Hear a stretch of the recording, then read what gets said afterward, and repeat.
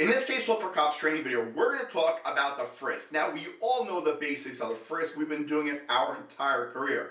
But there are certainly a lot of circumstances in which we are conducting a frisk in which we should not. Now, if we believe the suspect is armed, we reasonably believe they're armed, we can conduct a frisk of their person.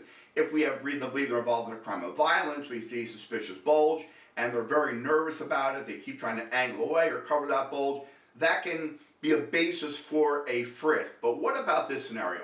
You pull over a car, you're going to impound the vehicle, and the driver wants a ride to a convenience store. Before he gets in a car, can you automatically frisk them? The answer is no, you cannot automatically frisk them.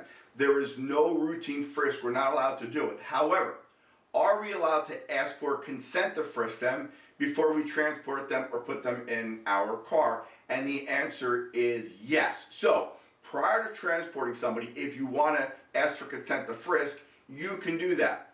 However, I would give you this piece of advice. I would make sure it would be a consistent, steady practice that you applies to everybody.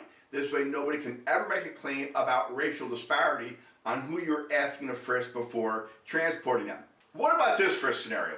You find somebody that's having a mental health crisis. Maybe you find somebody that's been reported missing and they're endangered. Is it reasonable to conduct a frisk of that person before we take them into custody or we transport them to a medical facility? And the answer is going to be yes. Now, that type of frisk is going to be justified under something called community caretaking. Now, obviously, they're not suspected to be involved in any type of criminal activity. We are conducting a frisk. Why? We want to make sure they're not going to harm themselves or other people. So it's going to be reasonable.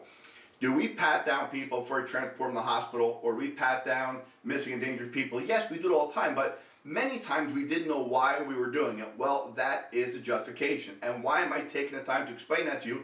Because you have to articulate that in your report. Remember, when you put your hand on somebody and you start to pat them down, it is going to be a search under the Fourth Amendment, and your actions are going to have to be reasonable.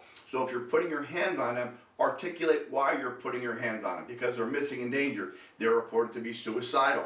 They were having a mental health crisis. They're being brought to a hospital, to be brought in a controlled area. You want to make sure they have nothing dangerous on them where they can harm themselves or other people. That is the motivation behind that type of frisk.